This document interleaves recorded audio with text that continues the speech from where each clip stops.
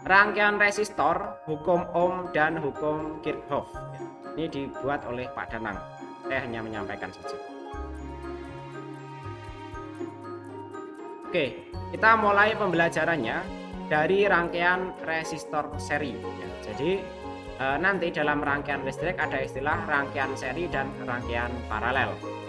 Rangkaian seri adalah rangkaian yang dihubungkan ya antara satu dengan yang lainnya, itu membentuk seperti rantai ya. Bagian depan komponen sebelumnya akan terhubung dengan bagian belakang komponen selanjutnya dan seterusnya. Nanti ada ilustrasi secara visualnya. Nah, ini ada hal-hal penting terkait dengan rangkaian resistor seri. Yang pertama, bahwa resistor yang disusun seri selalu menghasilkan resistensi yang lebih besar dibandingkan nanti dengan rangkaian yang paralel. Kemudian yang kedua, pada rangkaian seri, arus yang mengalir pada setiap resistor sama besar. Nanti pada setiap resistor alirannya sama besar karena nanti hanya ada satu jalur saja.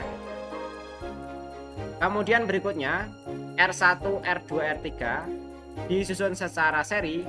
Resistensi gabungan R1, R2, R3 dapat diganti dengan satu resistor pengganti yaitu RS. Itu resistor seri.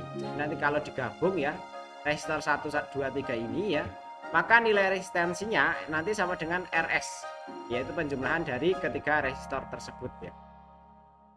Kemudian berikutnya, resistor yang dirangkai secara seri mempunyai nilai pengganti yang besarnya dapat dirumuskan seperti berikut ya. Rumusnya sederhana. Penjumlahan keseluruhan rangkaian resistor seri ini. RS ini dihitung dari R1, R2 sampai Rn.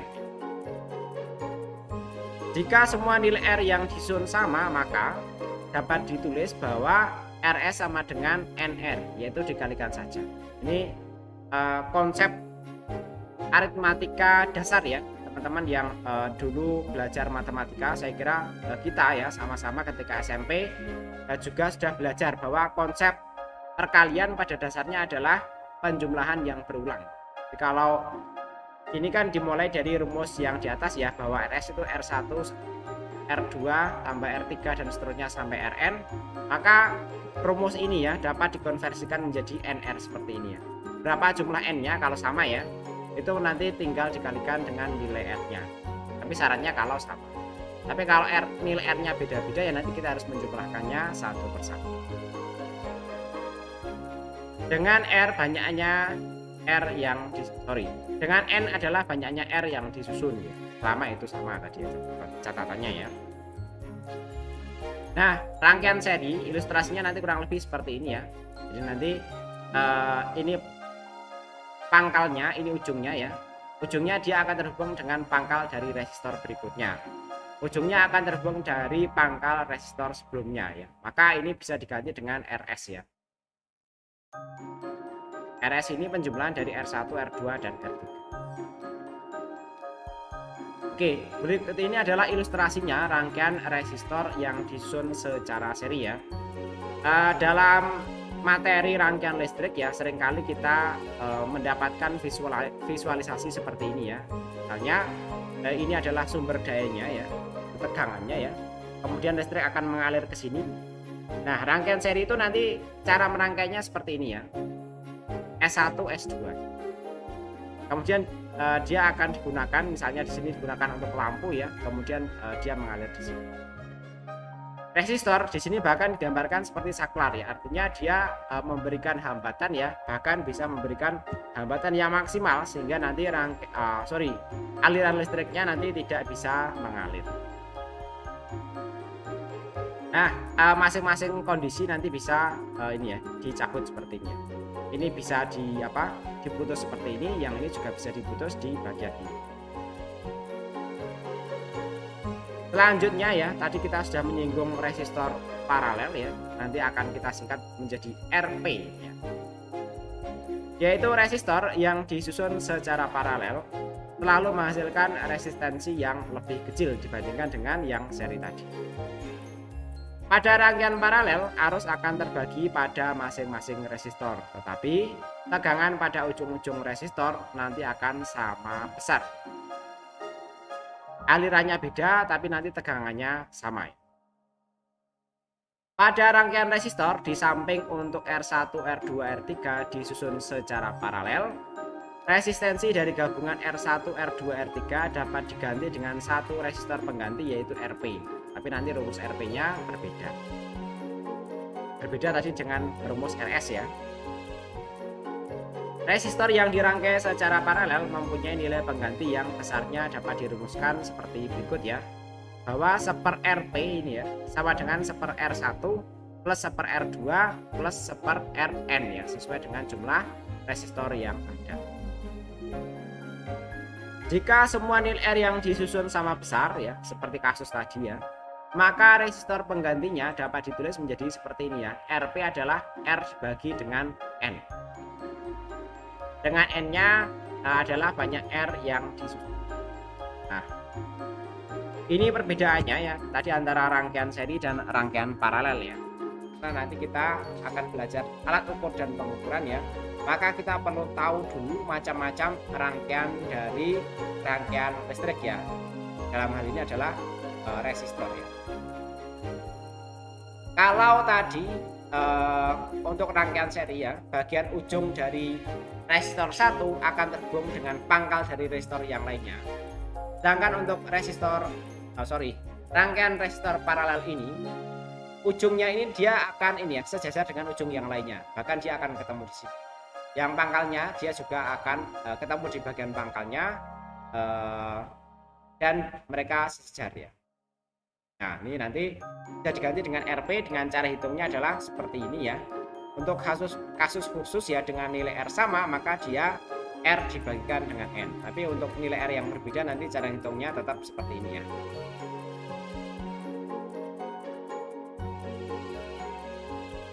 Nah, untuk resistor paralel ya bisa digambarkan dengan rangkaian saklar seperti ini ya.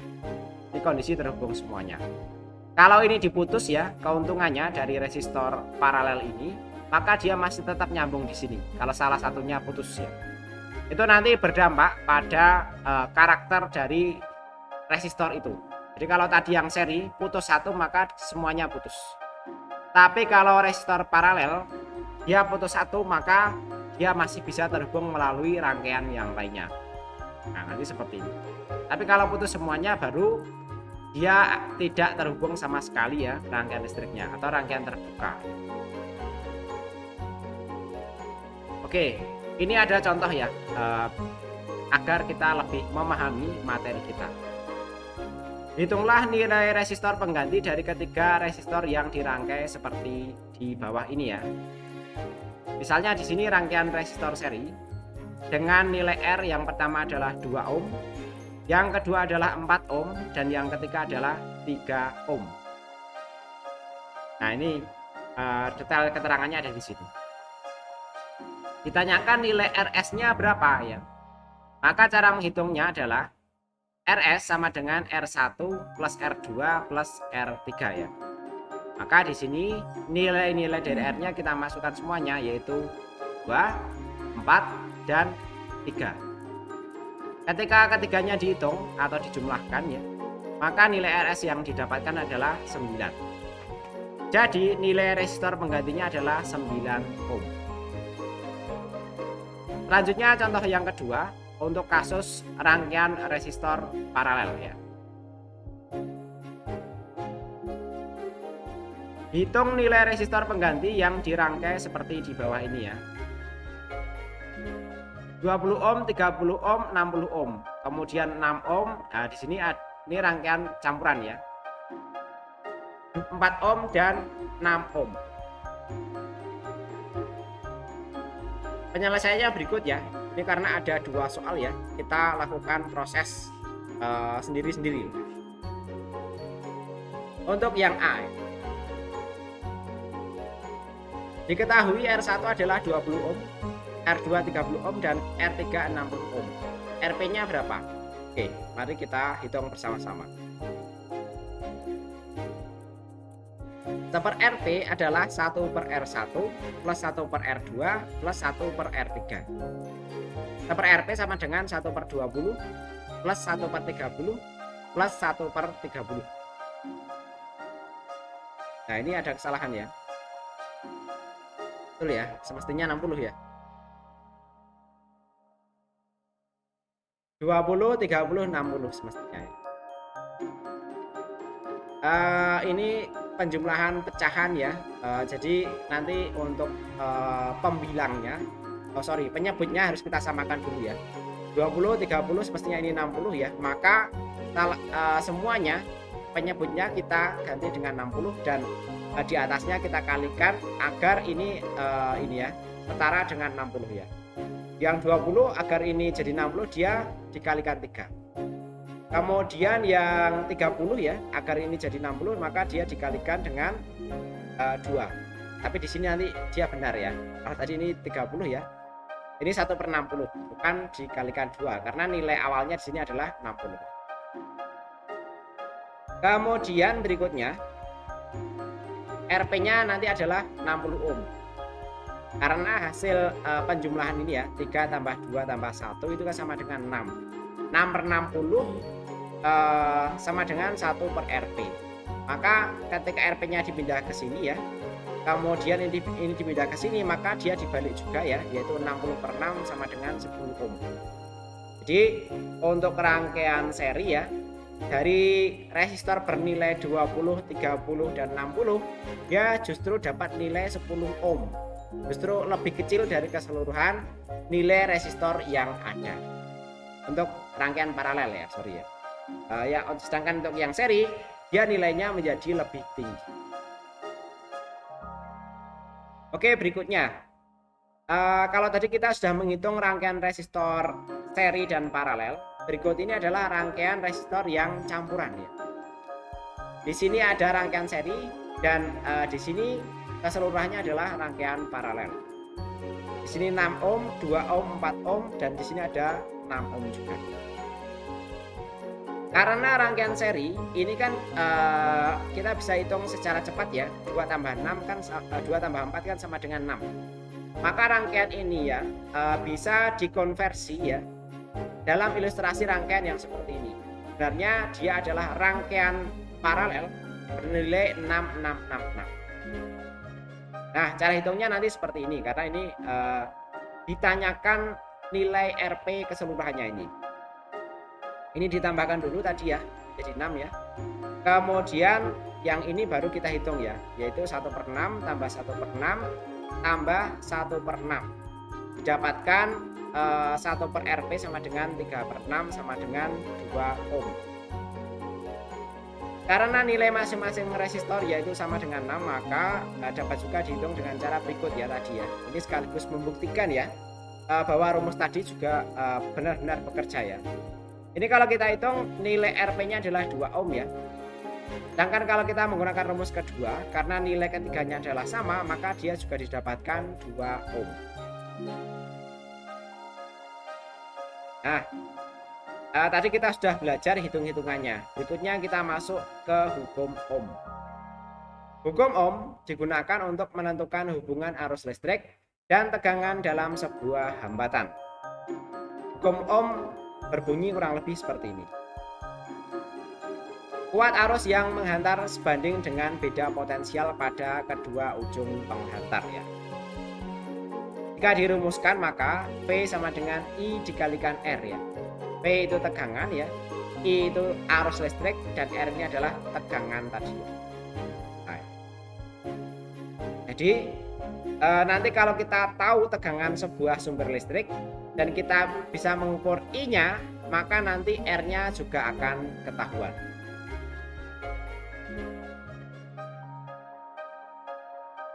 Nah ini ya, karena arusnya lebih besar ya, maka dia juga R-nya ya, R-nya kalau R itu tetap ya. Kalau tegangannya lebih besar, maka dia arusnya juga akan lebih besar. Nah, berikut ini adalah diagram hukum ohm. Nah, ini ada keterangannya. Tegangan dengan satuan volt V ini ya. Kemudian I ini adalah arus dengan satuan ampere ya. kayaknya gambarnya ada yang tutup ya. Nah,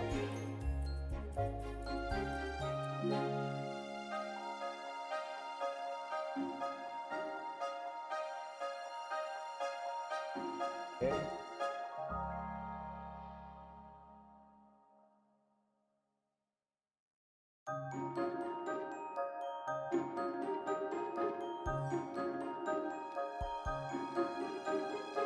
Kalau menutup ini.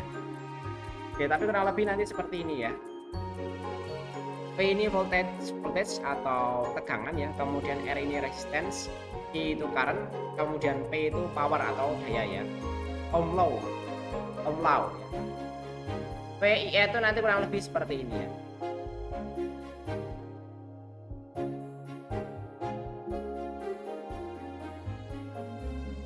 Watt itu nanti disimbolkan dengan P ya, satuan watt ini ya. Bisa dihitung dengan V dikalikan I, bisa dihitung dengan V kuadrat dibagi R, bisa juga dihitung dengan I kuadrat dikalikan R. Ini kita menggunakan rumus-rumus aritmatika saja ya.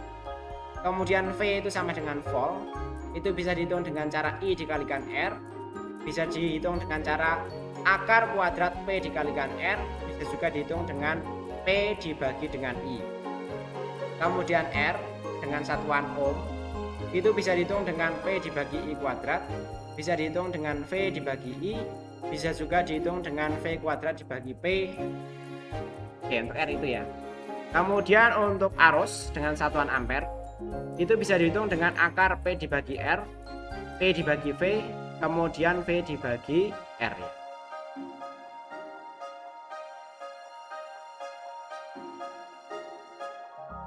Oke, kita masuk ke contoh ya.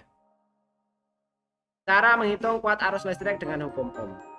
Sebuah aki yang mempunyai tegangan 12 volt dipakai untuk menyalakan lampu yang mempunyai hambatan 60 ohm. Berapa kuat arus yang mengalir pada lampu ini ya? Ini diketahui tegangannya 12 volt ya. Kemudian hambatan lampunya adalah 60 ohm ya. Kuat arusnya berapa? Yang ditanyakan adalah I-nya. Nanti di sini ada penyelesaiannya. V sama dengan 12 volt, R sama dengan 60 ohm. Ditanyakan I sama dengan berapa? I sama dengan ya, ini jawabannya ya. V dibagi R sama dengan 12 dibagi 60 ya. Jadi besar kuat arus listrik yang mengalir pada lampu adalah 0,2 ampere ya.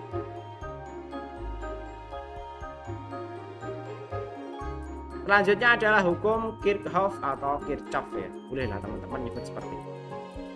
Hukum Kirchhoff 1 berlaku untuk rangkaian paralel pada suatu resistor yang berbunyi jumlah kuat arus yang masuk pada titik percabangan sama dengan jumlah kuat arus yang keluar dari titik percabangan tersebut, yaitu I masuk sama dengan I keluar ya. Secara skematik rangkaian bercabang terlihat seperti di sini ya. Ini I masuk ya. Ini I keluar ya. Jadi kata kuncinya adalah jumlah ya. Jadi kalau ini bercabang seperti ini ya, jumlah keduanya nanti sama dengan jumlah yang I masuk ini. Ini ya dibagi begitulah arusnya. Untuk rangkaian listrik itu seringkali diilustrasikan dengan aliran air. Jadi kalau air dialirkan ke sini ya, kira-kira nanti kalau dibagi dua ya, nanti itu ya, kuat arusnya juga dibagi dua. Nah nanti kalau terjadi seperti ini ya, ini kan air mengalir ke sini, kemudian dibagi dua, satunya ke sini, satunya ke sini, arusnya nanti baru dia kembali ke sini. Tapi nanti kuat arus di sini sama lagi ya, karena ini jadi satu lagi. Oke, ini ilustrasi hukum Kirchhoff ya. Pada rangkaian paralel, I total dikurangi IR1 plus IR2 plus IR3 sama dengan 0 ya. I pada R1, I pada R3, I pada R2 dan R3 itu nanti jumlahnya itu nanti sama dengan I total di sini. Nah, I total itu sama dengan IR1 plus IR2 plus IR3. Teman-teman jangan bingung ya soal istilah IR ini ya. IR itu R itu memang hambatan ya. Tapi pada hambatan ini ada arus listriknya, maka di sini disebutkan dengan istilah IR. Di sini ada arus listrik pada R1, ada arus listrik pada R3, dan di sini ada arus listrik pada R2. Di mana IRN sama dengan V sumber dibagikan RN ya. IRN-nya adalah arus yang mengalir pada beban R. Sehingga V sumber ya. Sorry. Coba tutup ya.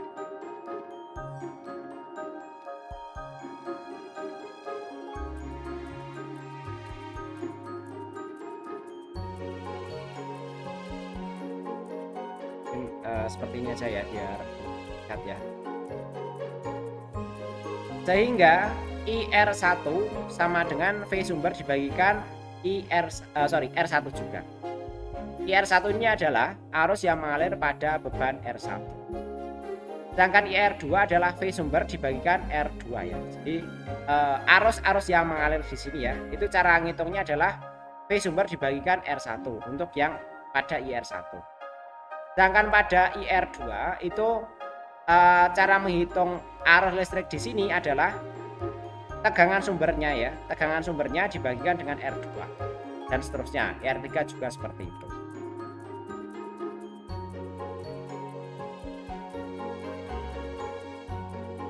Oke, kita lanjutkan ya. Hubungan paralel.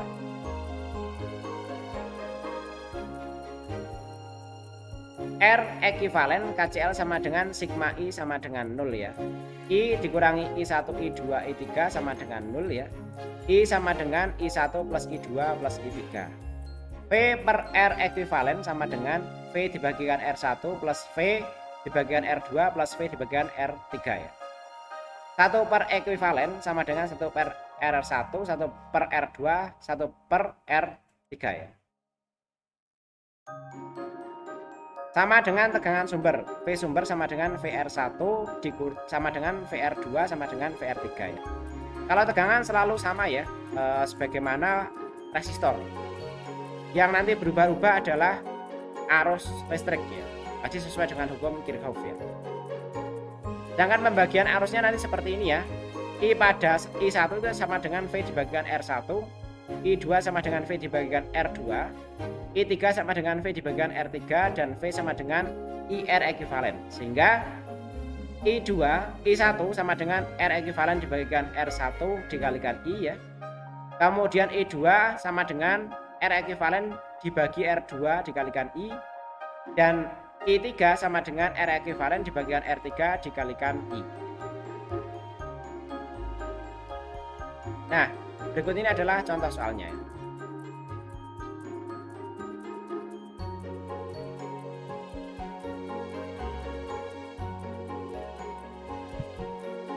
Contoh perhitungan arus listrik bercabang. Jika besar kuat arus I sama dengan 10 ampere, I1 sama dengan I3 sama dengan 3 ampere, hitung besar kuat arus I2 ya, yang ditanyakan di sini. Diketahui I1-nya 10 ampere, I1, I2, I3-nya 3 ampere ya. Di sini 10 ya. I1, I2, I1, I3 ini dan ini adalah 3 ampere ya. Maka I2-nya berapa gitu ya. I1 sama dengan ini ya. Oh, ini harus bukan I1 ya. Ini semestinya I total ya. I total sama dengan I1, I plus I2, I3. Oh, ini pakai istilah angka ya. Jadi ini dianggap I1, I2, I3, I4 ya. Jadi saran saya sebenarnya ini disebut sebagai I total ya. I totalnya tadi adalah 10 ampere ini ya. Sama dengan 3 plus I2 plus 3. Maka kalau kita mau mencari I2-nya adalah di sini adalah 10 dikurangi 6. Hasilnya I2-nya adalah 4. Karena sesuai dengan hukum Kirchhoff tadi ya, bahwa arus yang keluar di sini jumlahnya sama dengan arus yang masuk di sini. Sehingga kalau ini dicabangkan menjadi 3 seperti ini, dan kedua jalur ini sudah diketahui kuat arusnya, maka yang lainnya juga akan diketahui. Ini saya kira matematika sederhana ya, teman-teman mudah mengerti.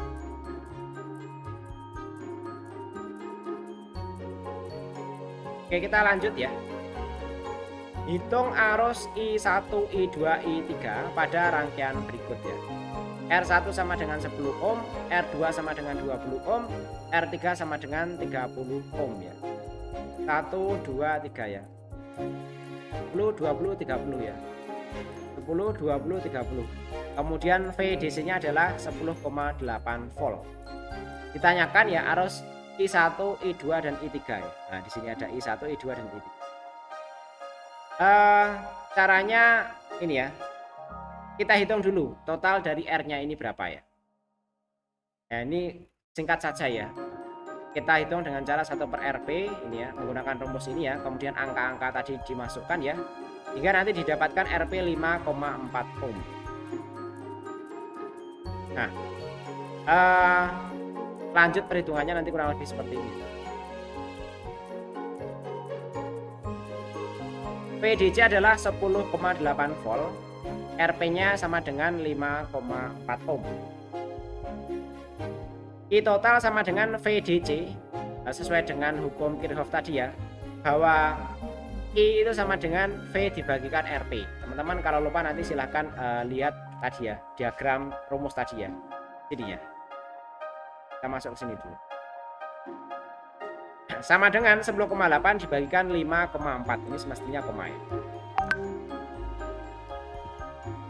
Nah, tadi hitungan ini didapatkan nilai 2 ampere ya. I totalnya adalah 2 ampere ya. Jadi untuk mengetahui nilai baik itu arus, kemudian resistensi, tegangan, daya, kita sebenarnya tidak secara langsung mengukur menggunakan yang mengukur besaran-besaran tersebut ya. Jadi kalau kita mau tahu arus ya, kita bisa misalnya alat ukurnya hanya ada alat ukur tegangan dan alat ukur, atau ini ya, bukan alat ukur biasanya. Kalau resistor itu biasanya sudah ada tulisannya di situ. Walaupun memang sebenarnya juga alat ukurnya. Misalnya kita sudah tahu nilai resistensinya dan kita hanya punya alat ukur tegangan, kita bisa tahu kuat arusnya dan juga bisa tahu dayanya dan seterusnya. Kemudian di sini dilanjutkan dengan hitungan I1 sama dengan VDC dibagikan R1. Itu 10,8 dibagi 10 didapatkan 1 ampere. Kemudian I2 VDC dibagikan R2 sama dengan 10,8 volt dibagikan 20 ohm sama dengan 0,54 ampere. I3 sama dengan VDC dibagikan R3 sama dengan 10,8 volt dibagi 30 sama dengan 0,3 ampere. Jadi nanti dari situ diketahui ya besaran-besaran di titik-titik yang lainnya. Padahal kita tadi hanya diberikan informasi ini ya, R1, R2, R3 dan VDC, tegangan sumbernya ini. Kita jadi tahu arus di sini, dan arus di sini. Arus totalnya kita juga tahu ya. Oke, saya kira demikian materi kali ini. Referensinya nanti teman-teman bisa melihat di sini ya. Sampai di sini, silahkan jika ada yang ingin ditanyakan itu.